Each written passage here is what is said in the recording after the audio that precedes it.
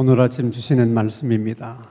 우리 신약 성경 183면 우리 요한복음 21장 1절에서 14절까지 말씀입니다. 신약 성경 183페이지 요한복음 21장 1절에서 14절까지의 말씀을 제가 봉독합니다. 하나님의 말씀을 경청하시기 바랍니다. 그 후에 예수께서 디베랴 호수에서 또 제자들에게 자기를 나타내셨으니 나타내신 일은 이러하니라. 시몬 베드로와 디두모라 하는 도마와 갈릴리 가나 사람 나다나엘과 세베대의 아들들과 또 다른 제자 둘이 함께 있더니 시몬 베드로가 나는 물고기를 잡으러 가노라 하니 그들이 우리도 함께 가겠다 하고 나가서 배에 올랐으나 그날 밤에 아무것도 잡지 못하였더니 날이 새어갈 때 예수께서 바닷가에 서셨으나 제자들이 예수이신 줄을 알지 못하는지라. 예수께서 이르시되 얘들아 너희에게 고기가 있느냐? 대답하되 없나이다. 이르시되 그물을 배 오른편에 던지라 그리하면 잡으리라 하시니 이에 던졌더니 물고기가 많아 그물을 들 수 없었더라. 예수께서 사랑하시는 그 제자가 베드로에게 이르되 주님이시라 하니 시몬 베드로가 벗고 있다가 주님이라 하는 말을 듣고 겉옷을 두른 후에 바다로 뛰어내리더라. 다른 제자들은 육지에서 거리가 불과 한 50칸쯤 되므로 작은 배를 타고 물고기 든 그물을 끌고 와서 육지에 올라와 보니 숯불이 있는데 그 위에 생선이 놓였고 떡도 있더라. 예수께서 이르시되 지금 잡은 생선을 좀 가져오라 하시니 시몬 베드로가 올라가서 그물을 육지에 끌어올리니 가득히 찬 큰 물고기가 153마리라. 이같이 많으나 그물이 찢어지지 아니하였더라. 예수께서 이르시되 와서 조반을 먹으라 하시니 제자들이 주님이신 줄 아는 고로 당신이 누구냐 감히 묻는 자가 없더라. 예수께서 가셔서 떡을 가져다가 그들에게 주시고 생선도 그와 같이 하시니라. 이것은 예수께서 죽은 자 가운데서 살아나신 후에 세 번째로 제자들에게 나타나신 것이라. 아멘. 지난주 23일 우리 한국 토종 커피 브랜드인 그 카페벤의 강훈 대표가 자신의 집에서 숨진 채 발견이 됐습니다. 그동안 재정적인 문제 때문에 마음고생이 아주 컸다는 주변 사람들의 얘기를 종합해 보면 아마도 자살이 아닐까 해서 경찰에서도 자살로 추정을 하고 있습니다. 그 강훈 대표는 직장에서 퇴직하면서 받은 퇴직금 1,400만 원 그리고 은행에서 1,000만 원을 대출해서 1,500만 원으로 처음으로 할리스라고 하는 커피숍을 창업하게 됩니다. 아주 크게 성공을 했어요. 이제 그 후부터 손대는 커피 사업마다 대박이 나서 많은 사람들이 부러워하는 벤처 기업인으로 유명해지게 됐습니다. 그분에게는 아주 독특한 꿈이 있었어요. 우리나라에서는 스타벅스를 누르고 또 전 세계인들에게 우리 브랜드의 커피를 마시게 하자. 이제 그런 꿈을 가지고 사업을 하셨던 분입니다. 그래서 혹시 그분이 사업에 실패를 하고 모든 것을 다 잃어버렸다 할지라도 그런 꿈을 가지고 지금까지 이루어낸 그 모든 일만 가지고도 충분히 훌륭한 벤처 기업인으로 인정받을 수 있고 또 평가받을 수 있는 분이었는데 그렇게 세상을 떠나게 돼서 안타까움이 큰 거예요.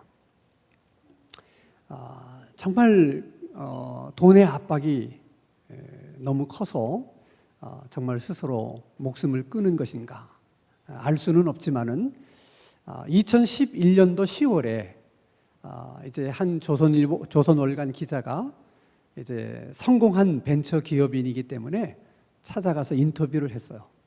근데 그 인터뷰를 한 내용 가운데 이런 대목이 나옵니다. 기자가 쓴 거예요. 40대 초반에 패기 때문일까? 아니면 지나치게 적극적인 성격 때문일까? 나는 강훈 대표와 대화를 하면 할수록 자신감이 묻어나는 것을 느꼈다. 마치 시련은 없다는 이 말을 인생의 모토로 생각하는 그런 사람처럼 보였다. 정말 한 번도 실패 없이 승승장구했던 그런 벤처 기업인이었기 때문에 어쩌면 그래서 단 한 번 찾아온 그 실패를 받아들일 수가 없어서 스스로 목숨을 끊은 것은 아닐까, 그런 생각을 해봅니다. 사실 우리가 조금만 생각해 보면 사업이라고 하는 것이 어떻게 항상 잘 될 수만 있겠습니까? 사업을 하다 보면 잘 되는 날도 있고 또 안 되는 날도 있고 또 성공할 때가 있으면 또 실패할 수도 있는 것입니다. 누구에게나 성공할 수 있는 가능성이 있다는 것은 또 반대로 누구에게나 실패할 수 있는 가능성도 있는 것입니다. 왜 나만 실패를 하면 안 되는 것입니까?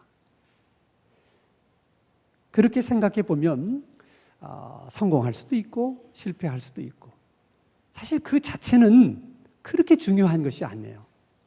왜? 실패할 수도 있고 성공할 수도 있는 거니까. 정말 중요한 것은 그런 일에 대해서 우리들이 어떤 마음의 자세를 가져야 되는가, 또 어떤 태도를 우리가 보여야 되는가 하는 그 점이 아마 더 중요한 일이라고 생각합니다. 오늘 우리가 함께 읽은 이 말씀은 예수님을 따르는 일에 실패했던 제자들을 예수님이 찾아오신 얘기입니다. 14절 말씀을 보면 이것은 부활하신 예수님이 제자들에게 세 번째 나타난 일이다 라고 설명을 해요. 그 말은 이미 예수님의 제자들의 입장에서 부활하신 예수님을 두 번씩이나 만난 적이 있었다는 거예요. 그리고 이번이 세 번째입니다. 그런데도 그 어디를 봐도 세 번째 만나는 예수님 때문에 제자들이 즐거워했다, 그리고 굉장히 좋아했다, 기뻐했다, 그런 얘기나 그런 분위기를 우리는 하나도 찾아볼 수가 없는 것입니다. 아니, 어떻게 부활하신 예수님을 만났는데, 그것도 세 번째 만나는데 왜 좋지가 않았을까? 왜 기쁘지가 않았을까? 생각해 보면 또 그럴 만한 이유가 있다는 생각이 듭니다. 예수님께서 겟세마네 동산에서 기도를 하시다가 제사장들이 보낸 하인들에게 붙잡혀 갑니다. 그때 만약 제자들이 예수님과 함께 붙잡혀 가서 감옥에 있다가 나왔더라면, 그랬더라면 부활하신 주님이 나타났을 때 그들은 엄청 좋아하고 기뻐했을 것입니다. 그러나 예수님이 붙잡혀 갈 때 그들은 예수님을 놔두고 다 도망을 쳤습니다. 선생님이 위기에 처한 것을 보고도 그 예수님을 남겨두고 다 도망을 갔던 것입니다. 그 중에는 도망갔을 뿐만 아니라 예수님을 세 번씩이나 모른다고 부인했던 베드로도 포함되어 있습니다. 그 기억은 제자들에게 너무 부끄럽고 수치스러운 기억입니다. 그런 기억이 생생한데 어떻게 부활하신 주님을 만났다고 마냥 좋아하고 즐거워하고 기뻐할 수 있었겠습니까? 어쩌면 주님이 찾아오신 것이 오히려 제자들의 입장에서는 더 부담스러울 수도 있었을 거예요. 예수님은 세 번씩이나 제자들을 찾아왔지만 제자들은 조금도 예수님에게 다가설 수가 없었습니다. 다가설 수 없었던 제자들이 할 수 있었던 일이 뭐가 있겠습니까? 본문에 보면 우리 다시 고기를 잡으러 가자. 그리고 갈릴리 바다로 나가서 고기를 잡습니다. 자, 언뜻 생각하면 그들은 어부였기 때문에 그들이 잘 할 수 있는 것은 고기를 잡는 것이고 또 그들이 할 수 있는 것이 뭐 그거밖에 더 있었겠느냐. 그러니까 그들은 고기로 잡으러 갔을 것이다. 물론 그런 면이 없는 것은 아니겠지만 단지 그 이유 때문이었을까? 그렇지는 않습니다. 부활하신 주님을 3번씩 만나면서 만나면 만날수록 더 부끄럽고 또 수치스러웠을 것입니다. 얼마나 그 기억들이 그들을 아프게 했겠습니까? 정말 잊고 싶은 기억들입니다. 어쩌면 그들은 그런 부끄러운 그런 기억들을, 생각들을 잊으려고 차라리 고기 잡는 일에 몰두하고 싶었는지도 모릅니다. 또 다른 면으로 생각해 보면, 그래, 우리가 예수님을 따르는 일에는 실패했지만, 그랬다고 뭐 우리 인생을 실패했다고 우리가 뭐 단정 지을 필요는 없는 거 아니냐. 우리는 본래 고기를 잡던 어부였는데 다시 원래대로 어부로 돌아가자. 그리고 어부가 할 수 있는 일이 고기를 잡는 일인데 우리가 고기를 많이 잡을 수만 있다면 우리가 어부로서는 성공할 수 있는 거 아니냐. 우리가 예수님을 따르는 일에 실패는 했지만 우리가 다시 고기 잡는 일에 성공하면 우리가 어부로서 성공했다고 볼 수 있는 거 아니냐. 어쩌면 그런 마음으로 다시 고기를 잡으러 갈릴리 바다로 나갈 수도 있습니다. 여러분, 그런 마음으로 그물을 던졌다면 얼마나 간절한 마음으로 열심히 그물을 던졌겠습니까? 문제는 그물을 건져 올릴 때마다 그 그물 안에는 한 마리의 고기도 없었습니다. 이러면 안 되는데. 아니, 어떻게 이럴 수가 있을까? 초조해지면서 그들은 더 열심히 그물을 던집니다. 그렇게 밤새도록 그물을 던졌지만 역시 한 마리의 고기도 잡을 수가 없었습니다. 이제는 더 이상 그물을 던질 수 없을 만큼 지치고 지쳐 있었을 때 날이 밝기 시작했어요. 정말 이제는 더 이상 그물을 던질 수가 없었습니다. 그리고 다시 항구로 돌아갑니다.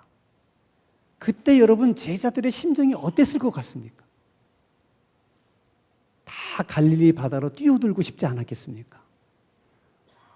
그런 무거운 마음으로 돌아오는 제자들을 향해서 예수님이 이렇게 묻습니다. 얘들아, 고기가 좀 있느냐? 여러분, 이 질문은 고기를 많이 잡아가지고 돌아오는 사람에게 물으면 그건 칭찬일 수 있어요. 근데 밤새 그물을 던졌는데 한 마리의 고기도 잡지 못하고 돌아오는 제자들에게 고기 좀 있느냐 묻는 것은 정말 약점을 찌르는, 더할 수 없는 아픈 질문입니다. 근데 예수님은 가끔씩 그런 질문을 던지기를 좋아하세요. 요한복음 4장에 보면 우물가에서 물 길러 온 사마리아 여인과 예수님이 대화를 해요. 한참 대화를 하다가 갑자기 예수님이 사마리아 여인에게 이렇게 질문합니다. 내 남편을 데려오라. 그러니까 당황한 여인이 말합니다. 저는 남편이 없습니다. 그때 예수님이 네 말이 맞다. 전에도 5명의 남편이 있었고 지금 있는 남편도 네 남편이 아니니까 남편이 없다는 말이 맞다. 이게 여러분, 그 여인의 입장에서 얼마나 아픈 질문입니까? 근데 왜 예수님이 그런 질문을 던지는 걸까? 여러분, 위기에 처한 예수님을 버려두고 다 도망친 일이 정말 부끄러운 일입니다. 생각하면 생각할수록 수치스러운 일입니다. 그러나 그것은 사실인 걸 어떻게 하겠습니까? 아무리 그 사실이 마음 아픈 사실이라 할지라도 그 사실에서 도망쳐서는 안 되는 거예요. 숨어서도 안 되는 거예요. 변명해서도 안 되는 거예요. 그렇게 해서는 절대로 그 문제가 해결될 수가 없는 것입니다. 그래서 예수님이 그 아픈 질문을 하면서 숨지 말라는 거예요. 도망치지 말라는 거예요. 아픈 기억이지만 인정하고 오히려 직면하라는 거예요. 근데 사실 여러분, 그 아픈 기억들에 대해서 사실을 인정한다는 것은 말처럼 쉽지 않아요. 왜냐하면 그것을 인정하면 또 한 번 아파야 되기 때문에, 그 아픔이 너무 크기 때문에, 그래서 그것을 인정하는 데는 특별한 용기가 필요해요. 여러분, 아담의 경우도 보세요. 성하나과를 따먹은 직후에 하나님이 찾아오셔서 아담에게 이렇게 묻습니다. 내가 너에게 따먹지 말라고 명한 그 나무의 열매를 내가 먹었느냐? 그때 예, 하나님, 제가 먹었습니다. 제가 하나님의 말씀에 불순종을 했습니다. 잘못했습니다. 그렇게 대답했으면 얼마나 좋았겠어요.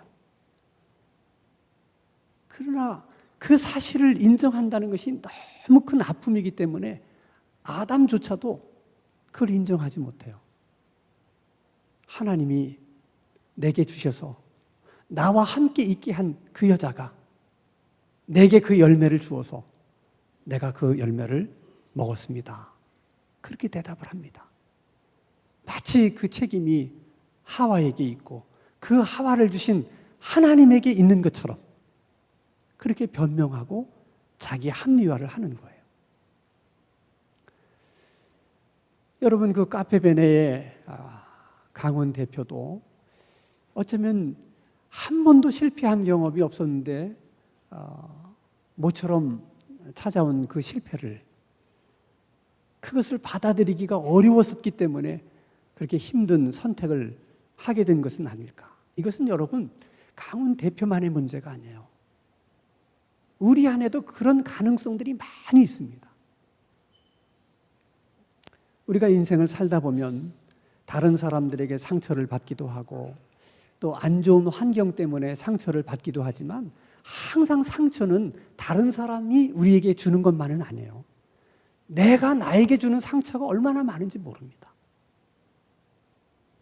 되게 우리들이 잘못된 생각, 건강치 못한 생각 때문에 얼마나 내 자신에게 상처를 주면서 사는지 몰라요.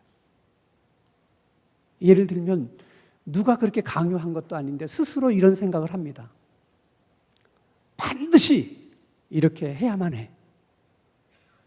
절대로 이렇게 해서는 안 돼. 그런 기준을 그냥 자기가 세워놓고 다 적용을 시켜요. 남편은 이래야 되고, 아내는 이래야 되고, 아들은 이래야만 되고, 그렇게 적용을 하다가 그걸 자기에게도 적용합니다. 나는 절대로 남들에게 욕먹으면서 살지 않을 거야. 나는 절대로 다른 사람들에게 싫은 소리 들으면서 살지 않을 거야. 그러다가 싫은 소리를 듣게 되면 그걸 못 견뎌 하는 거예요. 감히 네가 나에게 그런 말을 어떻게 할 수 있나? 내가 어떻게 그런 말을 들을 수 있나? 그걸 못 견뎌 하는 거예요. 그래서 상처가 되는 거예요. 여러분, 굳이 그렇게 살 필요가 없어요. 나 다른 사람들에게 싫은 소리 듣지 않으면서 살 거야. 그 마음은 좋아요.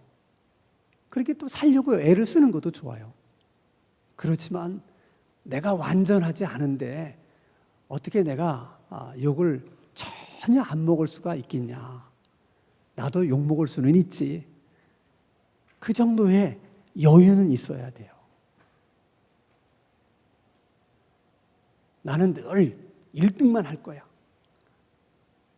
그런 생각이 왜 나쁜 생각이겠어요? 그러나 어떻게 꼭 1등만 할 수 있겠어? 2등 할 때도 있지. 거기까지 생각하셔야 돼. 언제나 여러분, 실패라고 하는 것은, 또 잘못할 수 있는 것은 누구에게나 열려져 있는 가능성이 있는 일들이에요. 예를 들면 여러분, 농구 경기를 보면 그냥 선수들이 공을 슛 집어넣으면 그 바구니에 다 들어가잖아요. 그래서 우리는 그냥 공만 던지면 다 들어가는 것처럼 보이는데 실제로 조사를 해보면 선수들이 공을 10개를 던졌을 때 성공하는 확률은 4개래요. 야구 선수도 마찬가지예요. 이승엽 선수가 그렇게 홈런을 많이 치고 안타를 많이 쳐서 치는 것마다 다 홈런인 줄 알지만 그렇지 않아요. 투수가 공을 던졌을 때 10개 중에 3개를 안타를 치면 3할 때 타자라고 하는데 3할 때 타자만 돼도 그 많은 선수들 가운데 최상위 그룹에 속한다는 거예요. 그러니까 여러분, 그게 스포츠만이 그런 게 아니에요. 항상 우리의 삶 속에는 성공의 가능성보다는 실패의 가능성이 더 많다는 거예요. 근데 왜 그 실패를 받아들이지를 못하냐는 거예요. 가능성이 더 많은 일을 우리가 겪는 것인데 그걸 다 받아들일 수 있어야 돼요. 사람들이 잘못 생각하는 것 중에 하나는, 세상 사람들은 늘 그렇게 생각해요. 인생을 살다가 넘어지면 그건 실패한 것이다. 근데 성경은 그렇게 말하지 않아요. 하나님은 그렇게 말하지 않아요. 넘어진 것이 실패한 것이 아니라 다시 일어나지 못하는 것이, 다시 일어나지 않으려고 하는 것이 실패라는 거예요. 자, 여러분 성경에 보세요. 성경이 그 많은 존경받을 만한 믿음의 사람들이 한 번도 실패한 적이 없습니까? 여러분, 노아는 하나님께서 당대의 의인이라고 칭찬한 사람이에요. 그런 그도 포도주를 먹고 취해가지고 벌거벗고 자다가 자식들에게 안 보여줄 거 다 보여주는 부끄러움을 당한 아버지가 됐어요. 아브라함은 다 믿음의 조상이라고 그러잖아요. 신변의 위협을 느끼니까 자기 아내를 누이라고 속이기까지 한 사람이에요. 모세는 하나님께서 세상에서 가장 온유한 사람이라는 칭찬을 들었는데 단 한 번의 분노를 참지 못해서 가나안 땅에 못 들어갔잖아요. 모든 이스라엘 백성들이 존경하고 사랑하는 다윗은 남의 여자 빼앗아 살다가 그 일이 탄로 날까 봐 아무 잘못도 없는 그의 남편을 살해하는 파렴치한 범죄를 저지른 장본이기도 합니다. 베드로는 예수님의 수제자였음에도 불구하고 예수님을 3번씩이나 모른다고 부인하죠. 마가는 사도 바울과 함께 전도 여행을 갔다가 힘들다고 도중에 돌아오기도 했습니다. 그러면 그들은 다 실패한 사람들입니까? 성경은 그렇게 말하지 않아요. 왜? 그들은 다시 일어났기 때문에 그래요. 그래서 잠언서 24장 16절에 의인은 7번 넘어지지만 다시 일어난다, 그렇게 말합니다. 그래서 예수 믿는 사람들은 주님이 계시고 하나님이 계시기 때문에 7번 넘어져도 8번째 다시 일어날 수가 있는 거예요. 우리가 인생을 살면서 수도 없이 넘어질 수는 있지만 그러나 우리 인생이 실패하는 것은 아닙니다. 그것은 주님이 우리와 함께 계시고 하나님이 우리와 함께 계시기 때문에 그런 거예요. 제자들은 다 예수님을 버려두고 도망갔습니다. 그러나 그럼에도 불구하고 예수님은 그들을 사랑하십니다. 그런 그들을 예수님은 버리지 않으셨습니다. 외면하지 않으셨습니다. 그리고 그들을 찾아오십니다. 3번씩이나 찾아왔지만 다가서지 못하는 제자들을 예수님은 여전히 그냥 사랑하셨습니다.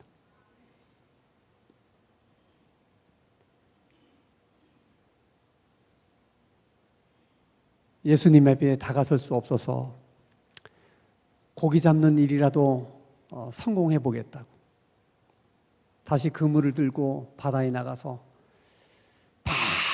밤새도록 더 이상 그물을 던질 수 없을 만큼 그물을 던졌지만 한 마리의 고기도 잡지 못하고 그저 갈릴리 바다에 몸을 던지고 싶은 정말 절망 어린 마음으로 돌아오는 제자들을 위해서 예수님은 숯불에 생선과 떡을 구워놓고 기다리고 계셨습니다. 이것이 예수님이 제자들을 향한 사랑이요. 그리고 오늘 우리들을 향한 주님의 사랑이기도 합니다. 그 주님은 제자들에게 왜 너희들이 나를 버리고 다 도망쳤느냐 묻지 않았어요. 그런 제자들을 비난하지도 않으셨고 책망하지도 않으셨습니다. 그들을 찾아오신 예수님은 제자들에게 바랬던 것은 딱 한 가지밖에 없었어요. 예수님은 제자들을 대표해서 베드로에게 묻습니다. 네가 나를 사랑하느냐? 아직까지도 나를 사랑하는 것은 맞느냐? 오직 그 말 한마디만 듣고 싶으셨습니다. 베드로가 네, 주님을 사랑합니다. 고백했을 때 예수님은 그 베드로에게 새로운 사명과 새로운 일을 주셨습니다. 그것은 여러분, 오늘 우리들도 마찬가지.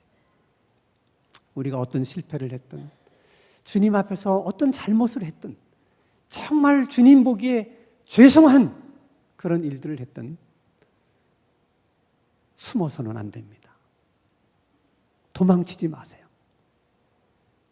인정하고 그 아픔에 직면하세요. 찾아오시는 주님께 다가서서 그저 주님, 그래도 제가 주님을 사랑합니다.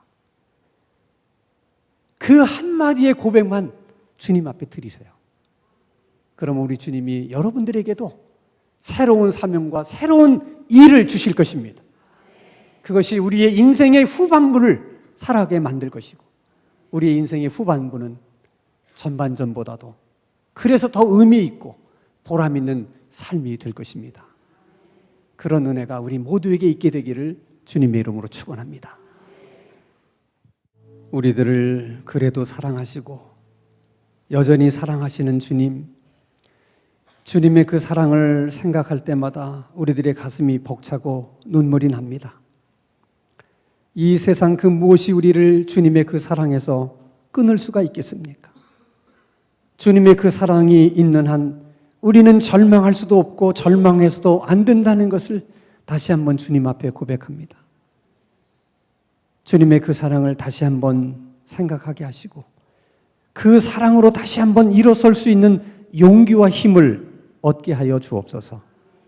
예수님의 이름으로 기도하옵나이다. 아멘.